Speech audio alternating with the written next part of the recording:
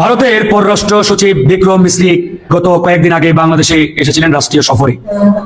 কিন্তু যে বিষয়টি গণমাধ্যমে আসে নাই, এটি অত্যন্ত অ্যালার্মিং এবং বিপজ্জনক বটে। তিনি আমাদের সেনানিবাসে আমাদের সেনাবাহিনীর ঊর্ধ্বতন কর্মকর্তাদের সাথে গোপনে একটি মিটিং করেছেন। আর কোনো গণমাধ্যমে এখন পর্যন্ত আসে নাই, আর কোনো গণমাধ্যম ছাপানোর দুঃসাহস দেখায়। এই যে দেখেন, দৈনিক ইনকিলাব। দেখুন, পত্রিকান্তে অর্থাৎ প্রথমে ইনকিলাব, পরবর্তীতে মানব জমিনে এই বিষয়টি উঠে এসছে। অন্তত এই সরকারের কাছে তো আমরা আশা করি যে এই সরকার ভারত বিরোধী আচরণ করবে, রয়ের বিরুদ্ধে কার্যক্রম করবে। দুঃখজনক ঘটনা, বিক্রম মিশ্রি এসে সেনানিবাসে গোপন মিটিং করছে। আরে বাপ রে বাপ, আমরা কি দেউলিয়া হয়ে গেলাম নাকি? হ্যাঁ, এই জন্য কি আমরা এই 24-এ নতুন করে স্বাধীনতা পেলাম? বিডিআর হত্যাকাণ্ড, পিলখানা দরবার হলে যে আমাদের চৌকস সেনা কর্মকর্তাদের হত্যা করা হয়, যখন এই ঘটনাটি ঘটছিল আমরা টিভি স্ক্রিনে লাইভ দেখছিলাম, তখন আমাদের একটা কথা মনে হচ্ছিল যে অন্তত একজন অফিসারও যদি বেঁচে থাকে, অন্তত তার মুখ থেকে আমরা শুনতাম যে আসলে ভিতরে কি হয়েছে। দুঃখজনক হলো একজন অফিসারকেও বেঁচে থাকতে দেওয়া হয় নাই, এবং এটা ইচ্ছাকৃতভাবে দীর্ঘ সময় কালক্ষেপণ করা হয়েছে। আমাদের সেনাবাহিনীর ভাইরা বলেছিল যে আমরা ভিতরে যেতে দেন, আমরা দেখছি বিষয়টা, উদ্ধার করব। দুঃখের বিষয় যে সেই অনুমোদন দেওয়া হয় নাই যে আমাদের সেনাবাহিনীর ভাইরা ভিতরে ঢুকবে। আমরা যদি একজন মানুষকেও, নির্দোষ মানুষকে বাঁচাতে হয়, দোষী যারা সবাইকে মারলেও কিন্তু আপত্তি নাই, অন্তত সকল বিদ্রোহীকেও যদি মারা যেত অথবা হত্যাকাণ্ডের সঙ্গে জড়িত সবাইকেও যদি মেরে একজন অফিসারকে বাঁচানো যেত, অন্তত তার মুখ থেকে শুনতে পারতাম যে বাংলাদেশের বিরুদ্ধে, সেনাবাহিনীর বিরুদ্ধে কি ষড়যন্ত্রটা হয়েছে। আমাদের কিন্তু সেটা শোনার সৌভাগ্য হচ্ছে না। বর্তমান সরকারের আগে যা হলো কেন, তাদের পালানোর যেসব কার্যক্রম আছে তার মধ্যে একটা কিন্তু এই পিলখানার হত্যাকাণ্ড ছিল গুরুত্বপূর্ণ, এবং আমরা আশা করেছিলাম বর্তমান সরকার এই হত্যাকাণ্ডকে একটা প্রায়োরিটি লিস্টে রাখবে, গুরুত্বের লিস্টে রাখবে। কিন্তু দুঃখজনক যে এই হত্যাকাণ্ডের বিষয়টি সরকারের মোটেই গুরুত্বের তালিকায় নাই। তা আজকে প্রমাণ হলো যে এই বিষয়ে স্বরাষ্ট্র মন্ত্রণালয় তদন্ত করতে চায় না। আমার কথা, সমস্যা কোথায়? শেখ হাসিনা যে তদন্ত করেছিল, সেই তদন্ত যদি বাতিল হয় স্বরাষ্ট্রমন্ত্রী বাবরের ক্ষেত্রে, জনাব তারেক রহমানের ক্ষেত্রে, যে তার তদন্ত সঠিক নয়, এবং তারা খালাস পেয়ে গেলেন 21 আগস্ট গ্রেনেড মামলা থেকে, এরপরে 10টা অস্ত্র মামলা আছে সেখান থেকেও খালাস পাবেন। অর্থাৎ শেখ হাসিনা উদ্দেশ্যপ্রণোদিতভাবে এই ঘটনাগুলো ঘটেছে।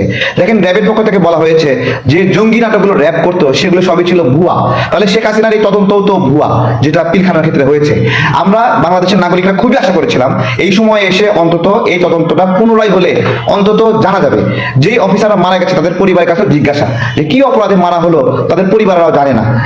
এমনও হয়েছে যে একজন সেনা অফিসারের ক্ষেত্রে তার স্ত্রী দাবি করছে তার স্বামীর 2টি লাশ দেখানো হয়েছে, লাশ গ্রহণ করা হয়েছে, 2বার ময়নাতদন্ত হয়েছে। তার মানে কি? এটা একটা ত্রুটিপূর্ণ তদন্ত ছিল, ত্রুটিপূর্ণ বিচারিক কার্যক্রম ছিল, যে কারণে 2বার লাশ গ্রহণ দেখানো হয়েছে। এবং উনি এখনো সন্দেহ করছে যে আসলেই যাকে লাশ হিসেবে দেখানো হয়েছে সে কিনা। এবং সেটা উনি যখন প্রত্যাহার করেছে তখন ওনাকে হুমকি দেওয়া হয়েছে, ওনাকে আপনার হলো থ্রেট করা হয়েছে যে সে কিন্তু বাঁচতে পারবে না। এবং এমনও হয়েছে যে সেনা অফিসার যারা মারা গেছে তাদের স্ত্রীরা বলছে এখানে হিন্দু ভাষাভাষী লোকেরা ছিল।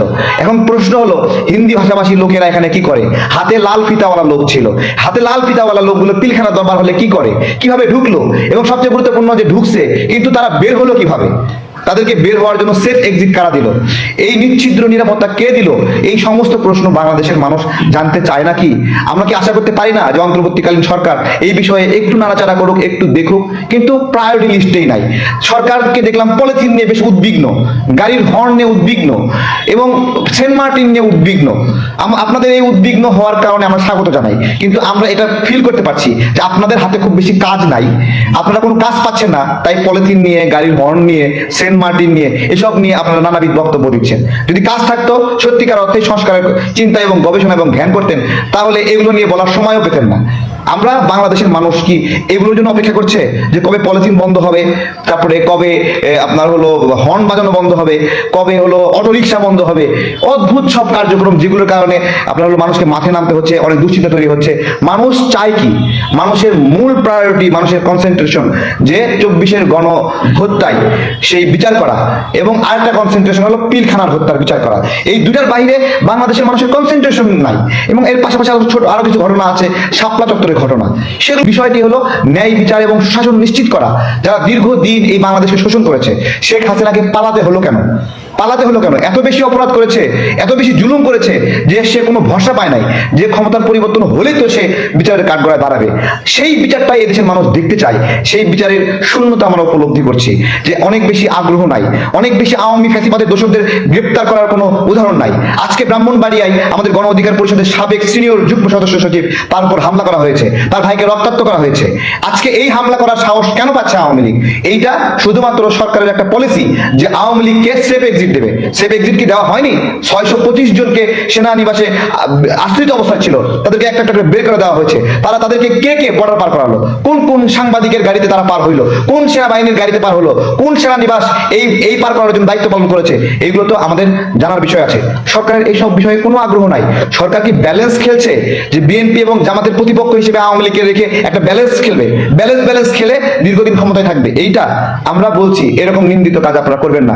যারা গণহত্যায় অভিযুক্ত তাদের সঙ্গে আবার ব্যালেন্স কিসের? মুন্নি সাহা এই পিলখানা হত্যার সঙ্গে সরাসরি সম্পৃক্ত এবং সে সারা বাংলাদেশে এটা স্প্রেড করানোর জন্য চেষ্টা করেছে। খুব সুকৌশলে সারা বাংলাদেশের বিডিআর বিদ্রোহকে সে রাইজ করেছে। তার অ্যাকাউন্টে 100 কোটি টাকার উপরে কিভাবে আসলো কেউ কখনো জিজ্ঞাসা করেছেন? এটা যে পিলখানা হত্যাকাণ্ডের ঘটনার উপহার নয়, তার কোনো প্রমাণ, তার কোনো আমরা কি সন্দেহ করতে পারি না? এই কথাগুলো আমাদের মনে কেন আসছে? আমরা যেই জায়গাতে খুবই আশা করেছিলাম যে এই সরকার অন্তত পিলখানার হত্যা বিচার করবে। একটা রাজনৈতিক সরকার আসলে নাও বিচার করতে পারে, অনেক রাজনৈতিক স্বার্থ থাকতে পারে, কারণ এখানে ভারত সম্পৃক্ত। অন্তত এই সরকারের কাছে তো আমরা আশা করি যে এই সরকার ভারত বিরোধী আচরণ করবে, রয়ের বিরুদ্ধে কার্যক্রম করবে। কি বিক্রম মিস্ত্রি এসে সেনানিবাসে গোপন মিটিং করছে। আরে বাপরে বাপ, আমরা কি দেউলিয়া হয়ে গেলাম নাকি? হ্যাঁ, এই জন্য কি আমরা এই 24-এ নতুন করে স্বাধীনতা পেলাম? এই জন্য কি লড়াই করেছিলাম? এই জন্য আমি জেলে গেলাম? এই জন্য বিজেপির সামনে দাঁড়িয়ে বুক চিতিয়ে লড়াই করেছি, বিজেপিকে আত্মসমর্পণ করিয়েছিলাম? আমাদের লড়াই এই জন্য আমরা বলেছিলাম যে লাঠি হাতে নিয়ে দেশের মালিকানা বুঝে নিতে চাই। আমাদের লড়াইয়ের উদ্দেশ্যটা আপনারা বোঝার চেষ্টা করেন। আমরা বাংলাদেশের মানুষ দীর্ঘদিন ন্যায় বিচারের ক্ষুধায় আছি। আমরা ন্যায় বিচারের ক্ষুধায়, গণতন্ত্রের ক্ষুধায় আছি। একটা ভোট দিতে পারি নাই আমাদের যৌবনের বয়সে। আমাদের আজকে 30-32 বছর ধরে আমাদের বয়স, আমাদের 18 বছরের বয়সে ভোটার হয়েছি। হ্যাঁ, 18 বছর বয়সে ভোটার হয়েছি, আমরা ভোট দিতে পারি নাই। আমাদের এই জায়গাগুলো বোঝার চেষ্টা করেন। আপনাদের অনেকেই বক্তব্য দিচ্ছে যে ভোটাধিকারের জন্য নাকি গণ অভ্যুত্থান হয়নি। তাহলে কোন ঘোড়ার ডিমের জন্য গণ অভ্যুত্থান হয়েছে? জিজ্ঞাসা করছি। কোটার জন্য শেখ হাসিনা তো 93% মেধায় নিয়োগ দেওয়ার সিদ্ধান্ত নিয়েছিল। তাহলে তো সেই কোটার জন্য তো শেষ পর্যন্ত লড়াই হয়নি। তাহলে কেন, কোন সাহসে বলেন, কোন হিম্মতে বলেন যে ভোটের জন্য গণ অভ্যুত্থান হয়নি? মানুষের ভোটাধিকারকে চ্যালেঞ্জ করেন। ভালো করে শুনে রাখেন, যেই ভোটাধিকারকে চ্যালেঞ্জ করবে সেই স্বৈরাচার হিসেবে আবির্ভাব হবে। এবং এমন কিছু করেন না শেখ হাসিনার মতো আপনাদেরকেও পালাতে হয়। আমরা আপনাদেরকে সহযোগিতা করার জন্য আসছি। আমাদের সমালোচনাকে আপনারা কটাক্ষ করেন না। ইলিয়াস ভাই, তিনি কি দাদা জাতির চকিদার, দেশপ্রেমিক চকিদার, তাদেরকে নিয়ে আপনারা সন্দেহ করেন, তাদেরকে নিয়ে কটাক্ষ করেন। তারা যে ভুল ধরে সেই ভুলগুলো সমাধানের চেষ্টা করেন, সেগুলো সমাধানের চেষ্টা করেন। সেগুলো বাংলাদেশের মানুষের কথা। হ্যাঁ, আপনারা যদি সঠিক হন, এতগুলো মানুষ কি সব পাগল হয়ে গেল? পাগল হয়ে ইলিয়াস ভাই আর তিনি দাদার পিছনে ছুটছে? পাগল সবাই। আর আপনারা বুদ্ধিমান, আপনারা চালাক। হ্যাঁ, আপনারা চালাক।